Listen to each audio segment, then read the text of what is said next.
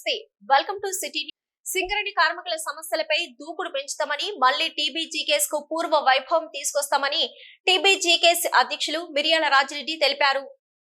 Godavari ఖనిలోని TBGKS కేంద్ర కార్యాలయంలో శనివారం ఏర్పాటు చేసిన విలేకరుల సమావేశంలో రాజిరెడ్డి 81 మందితో కూడిన మెగా సెంట్రల్ కమిటీని ప్రకటించారు.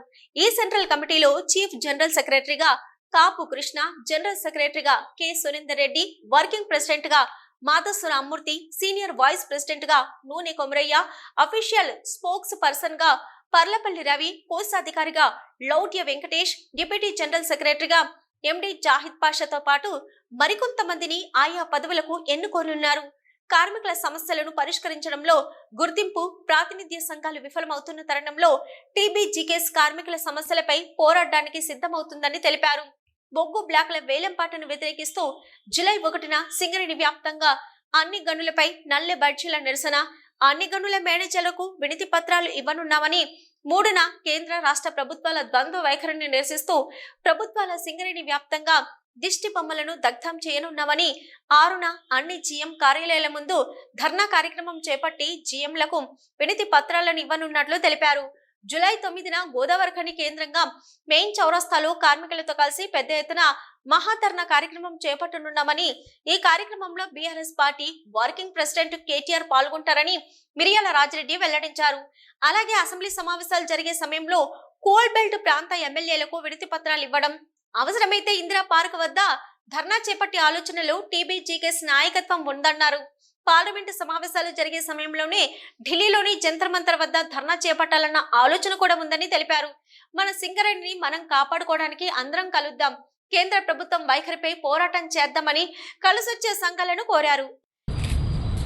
ఈరోజు తెలంగాణ బొగ్గని కార్మిక సంఘం సెంట్రల్ కమిటీని అనౌన్స్ చేస్తా ఉన్నాం.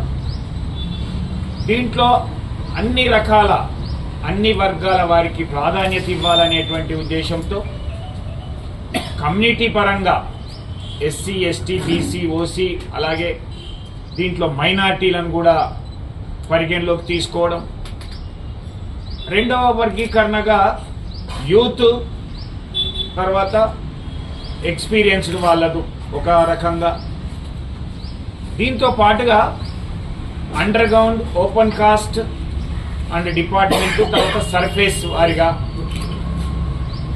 3 రకాలుగా, తర్వాత డివిజన్ల వారిగా కూడా ప్రాధాన్యత ఇచ్చేటువంటి విధంగా ఈ యొక్క కేంద్ర కమిటీ నిర్మాణం అనేది చేయడం జరిగింది.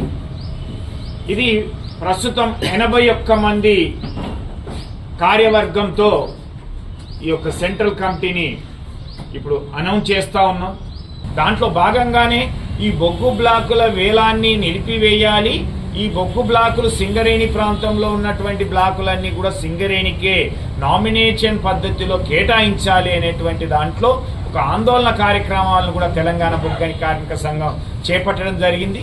దాంట్లో 1వ తారీఖు జూలై 1న ఈరోజు అన్ని బావుల మీద ఈరోజు నల్ల బ్యాడ్జీలు పెట్టుతూ కార్మికులందరినీ కూడా చైతన్యవంతం చేస్తూ, అదే రోజున ఆ సంబంధిత మైన్ మేనేజర్కి ఒక వినతి పత్రాన్ని ఈ బొగ్గు బ్లాకుల వేలాన్ని అడ్డుకోవాలి, లేకుండానే మాకు కేటాయించాలి ఇతర బ్లాకులు అనేటువంటి డిమాండ్తో వినతి పత్రం ఇస్తూ నల్ల బ్యాడ్జీలతోటి కార్యక్రమం చేపట్టడం జరిగింది. అలాగే 3వ తారీఖున ఈరోజు కేంద్ర రాష్ట్ర ప్రభుత్వాల యొక్క ద్వంద్వ వైఖరి అయితేంది, ప్రైవేటీకరణ లేదన్నటువంటి మోడీ ఈరోజు వేలంపాటలో బొగ్గు బ్లాక్లను సింగరేణికి సంబంధించినటువంటి వేసి ప్రైవేటీకరణ చేస్తున్నటువంటి విధానాన్ని ఎండగట్టే విధంగా, అలాగే రాష్ట్ర ప్రభుత్వం కూడా పోయినసారి సమ్మెలో పాల్గొన్నటువంటి ఐఎన్టీసీ అయితేంది, వాళ్ళు కూడా ఈరోజు మళ్ళీ ఒక ద్వంద్వ వైఖరితోటి బొగ్గు బ్లాకుల కోసం వేలంలో పాల్గొంటే తప్పేంది, పాల్గొనాలి అనేటువంటి యాజమాన్యం చెప్పుతూ, యాజమాన్యం ద్వారా రాష్ట్ర ప్రభుత్వానికి చెప్తే రాష్ట్ర ప్రభుత్వం కూడా ఓపెనింగ్కు కిషన్ రెడ్డి గారితో పాల్గొన్నటువంటి బట్టి విక్రమార్క లాంటి వారి యొక్క చర్యలు అయితేంది, ఇవి ఇబ్బందికరంగా కార్మిక వర్గానికి నష్టం చేకూర్చేటువంటి విధంగా ఉన్నటువంటి దృష్టిలో వాళ్ళ దిష్టి బొమ్మలను, కేంద్ర రాష్ట్ర ప్రభుత్వాల దిష్టి బొమ్మలను తగలబెట్టేటువంటి కార్యక్రమాన్ని ఈ సాయంత్రం పూట ఇక్కడ చౌరస్తాలో, అలాగే వివిధ డివిజన్లలో కూడా ఏర్పాటు చేయడం జరిగింది.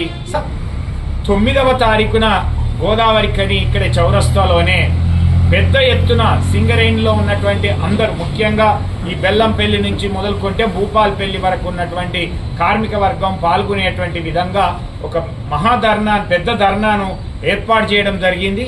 ఆ ధర్నాలో మన బీఆర్ఎస్ పార్టీ వర్కింగ్ ప్రెసిడెంట్ అయినటువంటి కేటీ రామారావు గారితో పాటుగా కొంతమంది ప్రజాప్రతినిధులు, గెలిచినటువంటి ఎమ్మెల్యేలతో పాటుగా మా కోల్బెల్ట్ ప్రాంతంలో పోటీ చేసినటువంటి మిగతా ఎమ్మెల్యేలుగా పోటీ చేసినటువంటి సోదరులు కూడా పాల్గొంటారు. కాబట్టి ఈ యొక్క కార్యక్రమాల్ని విజయవంతం చేయాల్సిందిగా కూడా కార్మిక వర్గానికి తెలంగాణ బొగ్గని కార్మిక సంఘం పిలుపునిస్తుంది. ఈ విలేకరుల సమావేశంలో టీబీజీకేఎస్ నాయకులు పర్లపల్లి రవి, మాదాసు రామ్మూర్తి, నూనె కొమరయ్య, జాహిద్ పాషా, రొడ్డ సంపత్, చల్ల రవీందర్ రెడ్డి, పోలాడి శ్రీనివాసరావు, పల్లె సురేందర్, శేషగిరి, పులిపాక శంకర్, కొయ్యాడ రమేష్, మధుకర్ రెడ్డి, వాసల్ర గోపి, నాగేశ్వరరావు తదితరులు పాల్గొన్నారు.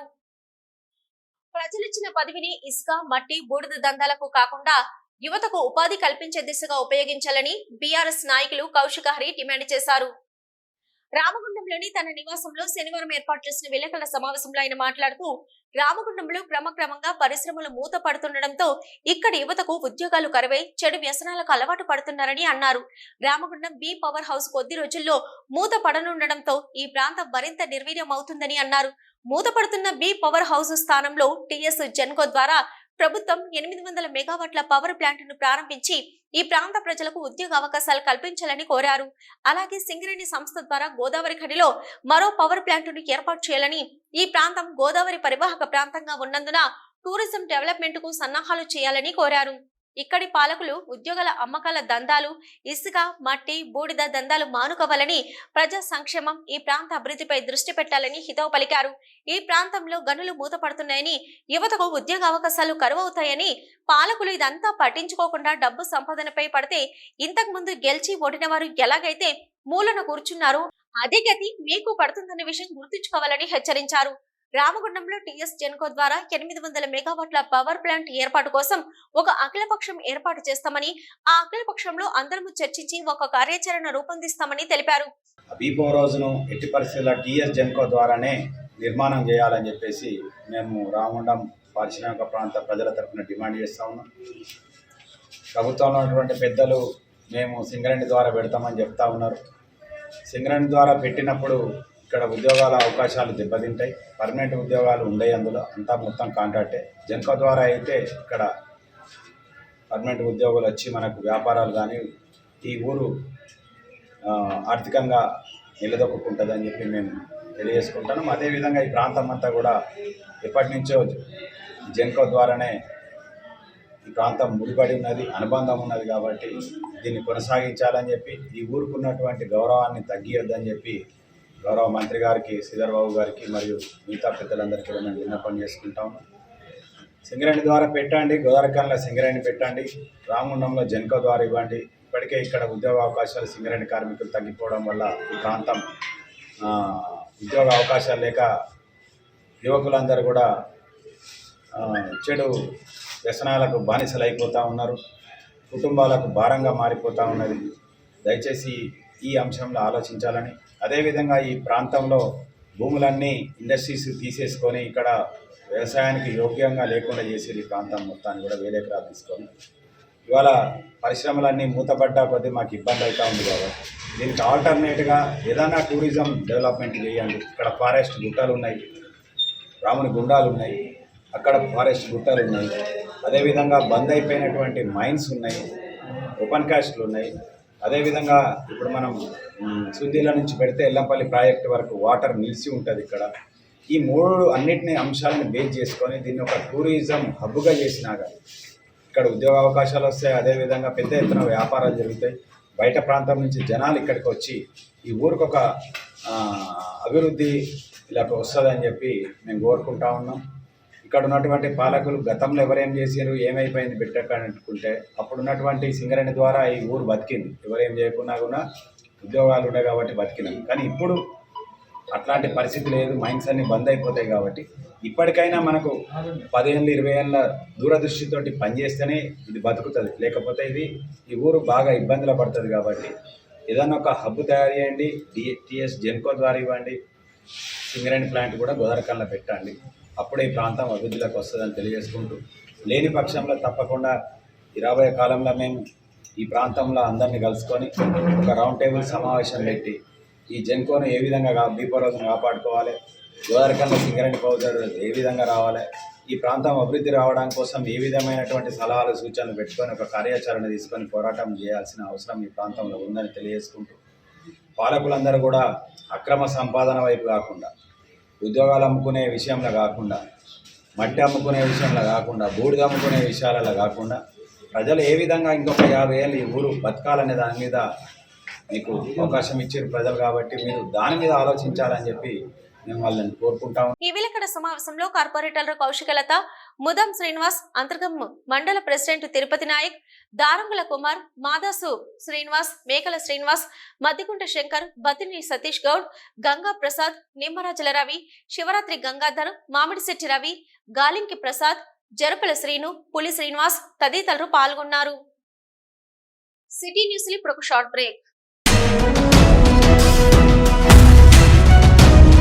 మొట్టమొదటిసారిగా గోదావరికని పట్టణంలో శ్రీ రుద్ర సత్యం బాబు పిల్లల హాస్పిటల్లో అడ్మిట్ అయి హెల్త్ కార్డు కలిగిన చిన్నారులకు క్యాష్లెస్ ట్రీట్మెంట్ చేయబడును.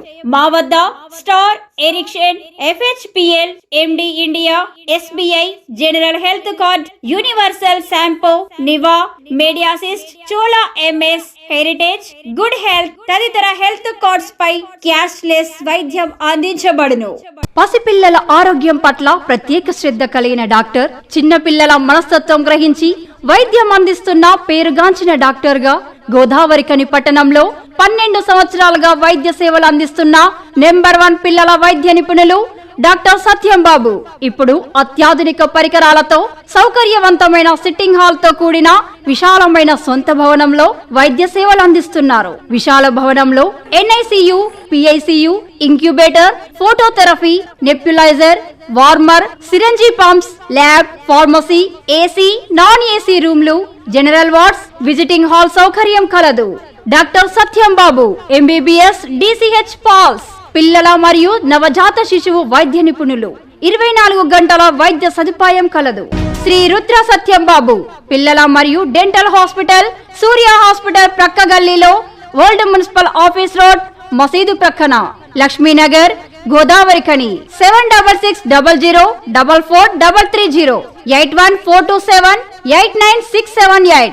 మనం లేకపోయినా మన కళ్ళు ఈ ప్రపంచాన్ని చూడాలి అంటే నేత్రదానం చెయ్యండని బీజేపీ రామగుండం ఇన్ఛార్జి కందుల సంధ్యారాణి కోరారు. ఇటీవల మరణించిన చింతం రాజమ్మ కళ్లను దానం చేయగా శనివారం సంధ్యారాణి కుటుంబ సభ్యులను ఓదార్చి సమాజానికి ఉపయోగపడే గొప్ప పని చేసినందుకు ప్రత్యేకమైన అభినందనలు తెలిపారు. ఈ సందర్భంగా సంధ్యారాణి మాట్లాడుతూ చింతం రాజమ్మ మరణం తర్వాత కుటుంబ సభ్యులు అంత బాధలో కూడా వెంటనే సదాశివ ఫౌండేషన్ కి సమాచారం ఇవ్వడం వలన రాజమ్మ నేత్రాలు మరో వ్యక్తి రంగుల ప్రపంచం చూడడానికి సహాయపడిందన్నారు. మనిషి పోయాక అవయవాలు మట్టిలో కలిసిపోయే బదులు ఇంకొకరికి పరిపూర్ణ జీవితాన్ని ప్రసాదించేలా చేయడం అనేది చాలా గొప్ప కార్యమన్నారు. చింతం రాజమ్మని స్ఫూర్తిగా తీసుకొని మనలో ప్రతి ఒక్కరం అవయవ దానానికి ముందడుగు వేస్తే ఎన్నో జీవితాలను కాపాడిన వాళ్ళం అవుతామన్నారు. ఈ కార్యక్రమంలో బీజేపీ నాయకులు పిడుగు కృష్ణ, రాజ్ కుమార్, మామిడి వీరేశం, మీసా అనితం, మిస్ హరీష్, రఘు, బాలు, లింగమూర్తి, చంద్రశేఖర్, సురేష్, నారాయణ కుటుంబ సభ్యులు, చింతం రవీందర్, సరస్వతి, భాగ్య, సునీత, రసజ్ఞ తదితరులు పాల్గొన్నారు. పదవీ విరమణ అనంతరం తమ శేష జీవితాన్ని కుటుంబ సభ్యులతో కలిసి ఆనందంగా గడపాలని Ramagundam police commissioner M Srinivas కోరారు. పోలీస్ శాఖలో సుదీర్ఘ కాలం పాటు విధులు నిర్వర్తించి పదవీ విరమణ పొందిన 7 పోలీసు అధికారులను శనివారం రామగుండం పోలీస్ కమిషనర్ కార్యాలయంలో ఏర్పాటు చేసిన పదవీ విరమణ కార్యక్రమంలో రామగుండం సిపి ఎం శ్రీనివాస్ పాల్గొని పదవీ విరమణ పొందుతున్న 7 పోలీసు అధికారుల కుటుంబ సభ్యులతో కలిసి శాల్వా, పూలమాలలతో సత్కరించి జ్ఞాపిక అందజేసి శుభాకాంక్షలు తెలిపారు. పదవీ విరమణ పొందిన శ్రీరాంపూర్ మహిళా police station inspector of police CH Rajamouli, Siraj Ahmed, sub inspector T Galadhar Reddy, ఇక sub inspector K Lachanna, ARSA D Swamy, ASI D Krishnamachari, head constable S Ramachandram, junior అసిస్టెంట్లకు సిపి అభినందనలు తెలిపారు. ఈ సందర్భంగా సిపి మాట్లాడుతూ గతంలో పోలీస్ వ్యవస్థ అత్యంత క్లిష్ట పరిస్థితుల నందు సంఘ విద్రోహ శక్తులతో పోరాడి కీలకంగా విధులు నిర్వర్తించి ప్రస్తుతం పోలీస్ వ్యవస్థ ప్రశాంతంగా ఉండడానికి గల కారణమైన అధికారులకు సిబ్బందికి కృతజ్ఞతలు తెలిపారు. సుదీర్ఘ కాలం పాటు పోలీస్ వ్యవస్థకు సేవలందించి పదవి విరమణ పొందుతున్నందుకు ప్రతి ఒక్కరికి శుభాకాంక్షలు తెలిపారు. ప్రజలను పోలీసులు సక్రమంగా విధులు నిర్వర్తించడానికి కుటుంబ సభ్యుల ప్రోత్సాహం ఎంతగానో ఉంటుందని, వారి తోడ్పాటు వల్లనే విధులు నిర్వర్తించి ఉన్నత స్థానాలకు ఎదగగలరని అన్నారు. పదవి విరమణ పొందిన తర్వాత వచ్చే ప్రయోజనాలను త్వరగా అందించాలని సిబ్బందికి తెలిపారు. ఎటువంటి అవసరం ఉన్నా కమిషనరేట్ పోలీస్ వ్యవస్థ ఎల్లవేళలా అందుబాటులో ఉంటుందని హామీ ఇచ్చారు. పదవి విరమణ పొందిన అధికారులను ప్రభుత్వ వాహనంలో ఇంటి వరకు సాగనంపారు.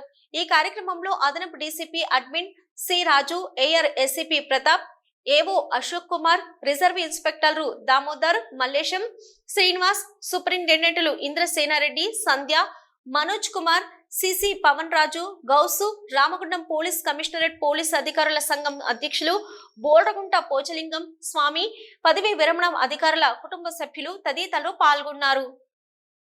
సిటీ న్యూస్ ఇప్పుడు ఒక short break.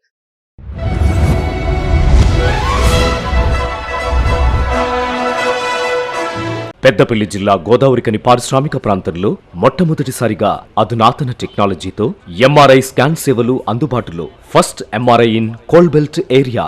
Krishna MRI scan centre 24 గంటలు emergency service. Krishna MRI scan centre, Lakshminagar, Godavarikhani. మా వద్ద MRI brain, whole spine, whole abdomen, MRCP, urogram, renal angiogram, ఇవే కాకుండా బాడీకి సంబంధించిన అన్ని రకాల ఎంఆర్ఐ స్కాన్స్ మా వద్ద చేయబడును. Krishna MRI scan centre, Lakshminagar, Godavarikhani. Contact 888646 777 990 855 2928. Krishna neuro super speciality hospital, Lakshminagar, Godavarikhani. మొట్టమొదటిసారి న్యూరో ఫిజిషియన్ వైద్య సేవలు ఇప్పుడు మన గోదావరికన్లోని doctor Subhash Boyin, MD DM, neuro physician, gold medalist, మెదడు, వెన్నుముక మరియు నరాల వ్యాధుల ప్రత్యేక వైద్య నిపుణులు. Krishna neuro super speciality hospital, Lakshminagar, Godavarikhani. Cell number 8499 333 03 9989 497 898. Peddapalli Amarchand కళ్యాణ మండపంలో శనివారం ఏర్పాటు చేసిన పెద్దపల్లి పట్టణ డబుల్ బెడ్రూమ్ లబ్ధిదారులకు ఇండ్ల కేటాయింపు కార్యక్రమంలో పెద్దపల్లి ఎమ్మెల్యే చింతకుంట విజయ రమణారావు, స్థానిక సంస్థల అదనపు కలెక్టర్ జె అరుణశ్రీతో కలిసి పాల్గొని లాటరీ పద్ధతిన 466 మంది లబ్ధిదారులకు ఇండ్లను కేటాయించారు. ఈ సందర్భంగా పెద్దపల్లి ఎమ్మెల్యే చింతకుంట విజయ రమణారావు మాట్లాడుతూ, డబుల్ బెడ్రూమ్ ఇండ్ల లబ్ధిదారులను లాటరీ ద్వారా ఎంపిక చేసి సంవత్సరంన్నర కాలం గడిచిందని, తమ ప్రభుత్వం ఏర్పడిన తర్వాత లబ్ధిదారులకు ఇండ్ల కేటాయింపు చేయాలని ప్రత్యేక దృష్టి సారించామని అన్నారు. ప్రస్తుతం పారదర్శకంగా లబ్ధిదారులకు ఇండ్ల కేటాయింపు జరుగుతుందని, డబుల్ బెడ్రూమ్ ఇండ్లను నివాస యోగ్యంగా మార్చేందుకు విద్యుత్, త్రాగునీరు సరఫరా, డ్రైనేజీ, సెప్టిక్ ట్యాంకు మొదలగు మౌలిక వసతులు 6.5 కోట్లతో పనులు 3-4 నెలల్లో పూర్తి చేస్తామని, అప్పుడు లబ్ధిదారులు వారి ఇండ్లలో నివసించడానికి వెళ్లవచ్చని ఎమ్మెల్యే పేర్కొన్నారు. అర్హులైన ప్రతి పేదవాడికి సొంత ఇండ్లు ఉండాలనే లక్ష్యంతో మొదటి దశలో సొంత జాగా ఉన్న వారందరికీ ఇండ్ల నిర్మాణానికి 5 లక్షల రూపాయలు మంజూరు చేస్తామని, అనంతరం 2వ, 3వ జాబితాలో జాగా లేని వారికి ఇంటి స్థలం, ఇంటి నిర్మాణానికి కావలసిన నిధులను సైతం అందించడం జరుగుతుందని అన్నారు. ప్రజా ప్రభుత్వం ఏర్పడిన తర్వాత ప్రజలకు ఇచ్చిన హామీలను నెరవేర్చే దిశగా చిత్తశుద్ధితో పనిచేస్తున్నామని, మహిళలకు ఉచిత బస్సు రవాణా, 500 రూపాయలకే గ్యాస్ సిలిండర్, 200 యూనిట్ల వరకు గృహ అవసరాలకు ఉచిత విద్యుత్ పథకాలు అమలు చేశామని, 2 లక్షల రుణమాఫీ ప్రక్రియ జరుగుతుందని, రాబోయే వానాకాలం నుంచి సన్నవడ్లకు 500 రూపాయల బోనస్ ప్రకటిస్తామని తెలిపారు. ఈ కార్యక్రమంలో పాల్గొన్న స్థానిక సంస్థల అదనపు కలెక్టర్ జె అరుణశ్రీ మాట్లాడుతూ, పెద్దపల్లి పట్టణంలోని రాంపల్లి, చందపల్లి వద్ద నిర్మించిన 484 డబుల్ బెడ్రూమ్ ఇండ్లకు గతంలో దరఖాస్తులు స్వీకరించి క్షేత్రస్థాయిలో విచారణ చేసి అర్హులను లాటరీ పద్ధతిలో ఎంపిక చేయడం జరిగిందని అన్నారు. ప్రస్తుతం 466 మంది డబుల్ బెడ్రూమ్ లబ్ధిదారులకు పారదర్శకంగా ఇండ్ల కేటాయింపు ప్రక్రియ నిర్వహిస్తున్నామని, లాటరీ పద్ధతిన డబుల్ బెడ్రూమ్ ఇండ్ల కేటాయింపు జరుగుతుందని, ఈ ప్రక్రియను పూర్తి స్థాయిలో వీడియో రికార్డింగ్ చేయడం జరుగుతుందని తెలిపారు. ప్రభుత్వ నిబంధనల ప్రకారం 17 మంది దివ్యాంగ లబ్ధిదారులకు గ్రౌండ్ ఫ్లోర్ నందు ఇండ్లు కేటాయిస్తున్నట్లు అదనపు కలెక్టర్ పేర్కొన్నారు. ఈ కార్యక్రమంలో పెద్దపల్లి రెవెన్యూ డివిజనల్ అధికారి వి గంగయ్య, తహసీల్దార్ Raj Kumar, municipal commissioner Srikanth, vice chairman కౌన్సిలర్లు, ప్రజా ప్రతినిధులు, లబ్ధిదారులు తదితరులు పాల్గొన్నారు. 30 ఏళ్ల ఎంఆర్పీఎస్ ఉద్యమ ప్రస్థానంలో మందకృష్ణ మాదిగ నాయకత్వంలో 70 ఏళ్ల వెనక్కి నెట్టివేయబడిందని ఎంఆర్పీఎస్ తెలంగాణ కోఆర్డినేటర్ మాతంగి బూదేలు ఆరోపించారు. గోదావరి ఖండిలో శనివారం ఏర్పాటు చేసిన విలేకరుల సమావేశంలో ఆయన మాట్లాడుతూ 1994లో ప్రకాశం జిల్లా ఈదుమూడి గ్రామంలో ఎంఆర్పీఎస్ ఆవిర్భావం జరిగిందని, మాదిగ హక్కులు రాజ్యాధికారం కోసం ఉద్యమాలను నిర్మించడం జరిగిందని, కానీ 30 ఏళ్ల కాలంలో మందకృష్ణ మాదిగ నాయకత్వంలో ఉద్యమ పోరాటం మాదిగల ప్రయోజనాల కంటే నాయకుని వ్యక్తిగత ప్రయోజనాలకు ఉపయోగపడిందని అన్నారు.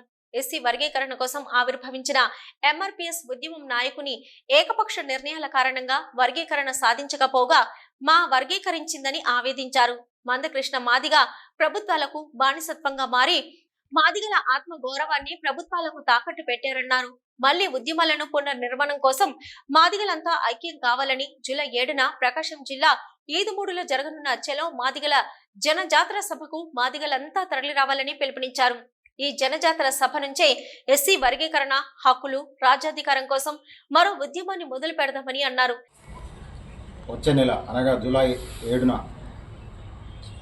7 నాటికి ఎంఆర్పీఎస్ ఆవిర్భవించి 30 సంవత్సరాలు జరుగుతుంది. ఈ 30 ఏళ్ల కాలంలో ఎంఆర్పీఎస్ పోరాటం మాదిగ జాతిని ఎటువైపు తీసుకుపోయింది. 30 ఏళ్ల క్రితం అప్పటి ఉమ్మడి ఆంధ్రప్రదేశ్ రాష్ట్రంలో ప్రకాశం జిల్లా ఈదుమూడి అనే గ్రామంలో 20 మంది యువకులతో ఏర్పడ్డ ఈ ఉద్యమానికి లక్ష్యాన్ని, దిశను నిర్దేశించడానికి 30 ఏళ్ల క్రితమే మాదిగల కోసం హక్కులు, ఆత్మగౌరవం, రాజ్యాధికార నినాదంగా ఉద్యమాన్ని ఆరంభించడం జరిగింది.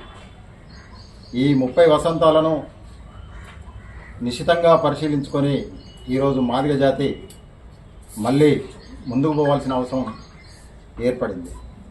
ఈ 30 ఏళ్ల కాలంలో మాదిగలు అనుకున్న లక్ష్యం వైపు ప్రయాణించారా అంటే ప్రయాణించకపోగా 30 ఏళ్ల క్రితం ఉన్న మాదిగ జాతి జీవన విధానానికి మరో 70 ఏళ్ళు వెనక్కి నెట్టివేయబడ్డది అనేది స్పష్టంగా అర్థమవుతుంది. హక్కులు, ఆత్మగౌరవం, రాజ్యాధికార నినాదంగా పుట్టిన ఈ ఉద్యమం నాయకుడి విధానాల వల్ల అటువైపుగా ప్రయాణించకుండా హక్కుల కోసం ఆత్మగౌరవాన్ని తాకట్టు పెట్టి హక్కులను సాధించే కాడ యాచనను మొదలుపెట్టి రాజ్యాధికారానికి బదులు రాజకీయ బానిసత్వం వైపు తీసుకుపోతుందనేది నేడు స్పష్టంగా అర్థమవుతుంది. వర్గీకరణ సాధించే క్రమంలో ఉద్యమం పుట్టినాక 4 సంవత్సరాలకే వర్గీకరణ లక్ష్యం వైపు వెళ్ళింది. రాష్ట్రపతి ఆమోదంతో నాడు వర్గీకరణ సాధించుకున్న సోదర మాలవర్గం వేసిన పిటిషన్ మేరకు సుప్రీంకోర్టులో రద్దయిన నాడు మాదిగ జాతి ఉద్యమం ముందు ఒకటి సుప్రీంకోర్టులో విస్తృత ధర్మాసనాన్ని కోరుకోవడం, లేదా పార్లమెంట్లో బిల్లు కోసం రాజకీయ పోరాటం చేయడం, ఈ 2 అంశాలు 2004లోనే మాదిగ జాతి ముందుకు వచ్చినాయి. ఈ విలేకరుల సమావేశంలో ఎంఆర్పీఎస్ నాయకులు కన్నూరి దర్శేందర్, అంకిళ్ల భద్రయ్య, అవనూరి రాంబాబు, రాజ్ కుమార్, శనిగరపు శ్రావణ్ తదితరులు పాల్గొన్నారు. రామగుండం లయన్స్ క్లబ్ నూతన కార్యవర్గం ప్రమాణ స్వీకారం లయన్స్ సింహరాజు కోదండరాం ఆధ్వర్యంలో ఘనంగా నిర్వహించారు. రామగుండం లయన్స్ క్లబ్ ఆధ్వర్యంలో శుక్రవారం రాత్రి 53వ ఇన్స్టాలేషన్ సెరమనీ నిర్వహించారు. 2024-25 సంవత్సరానికి నూతన అధ్యక్షులుగా పి మల్లికార్జున్, సెక్రటరీగా బి ఎల్లప్ప, ట్రెజరర్ గా పి గోవర్ధన్ రెడ్డితో పాటు కార్యవర్గాన్ని ముఖ్య అతిథులు లయన్స్ సింహరాజు కోదండరాం ప్రమాణ స్వీకారం చేయించారు. విశిష్ట అతిథులుగా చెన్నూరు ఎమ్మెల్యే గడ్డం వివేకానంద, నగర మేయర్ బంగి అనిల్ కుమార్ హాజరై రామగుండం లయన్స్ క్లబ్ చేస్తున్న పేదవారికి అన్న ప్రసాదం, కృత్రిమ అవయవాల పంపిణీ, కంటి ఆపరేషన్లు తదితర సేవలను కొనియాడారు.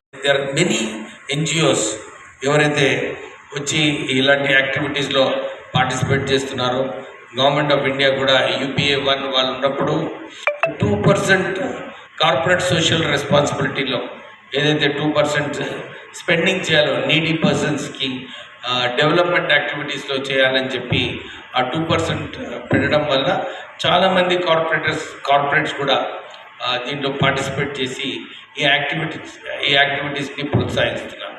అంటే ఇలాంటి ఛాలెంజింగ్ సిచ్యువేషన్స్లో లయన్స్ క్లబ్ కూడా ఒక ఇంపార్టెంట్ రోల్ ప్లే చేస్తుంది.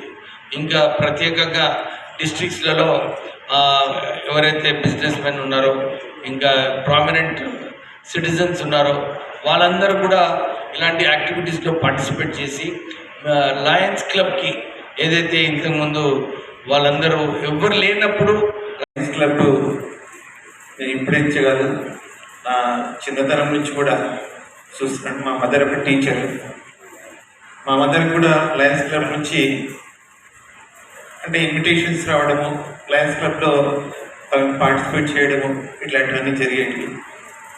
లయన్స్ క్లబ్లో మెమెంటోస్, బెస్ట్ టీచర్ అవార్డ్స్ అట్లాంటివి కూడా ఇచ్చారు. లయన్స్ క్లబ్ దానికి ప్రజలకు చాలా ఉపయోగపడుతుంది. ఇందాక మేడం చెప్పినట్టు ఆర్టిఫిషియల్ లిప్స్ కానివ్వండి, ఐ క్యాంప్స్ కానివ్వండి, బ్లడ్ డొనేషన్స్ కానివ్వండి, ఇట్లా నిత్య అన్నదాన కార్యక్రమం అంటే అంతకుముందు లేదు కానీ ఈ మధ్య నిత్య అన్నదానం ఎవరికైనా పూర్ పీపుల్ ఎవరైనా ఉండి వాళ్ళు ఏదైనా పెళ్లి చేసుకుంటుంటే కూడా నేను కూడా ఒక ట్రెండ్ కూడా చెప్పాను, అక్కడ కూడా పోయి అన్నదాన కార్యక్రమం చేస్తాను లయన్స్ క్లబ్ తరఫున. ఇంకా ఫ్రీజర్, అసలు మేము మున్సిపాలిటీలో మామూలుగా ఫ్రీజర్ కూడా పెట్టాము. అట్లాంటి ఫ్రీజర్ మా మున్సిపాలిటీకి ఎవరైనా ఫోన్ చేసి చెప్తే.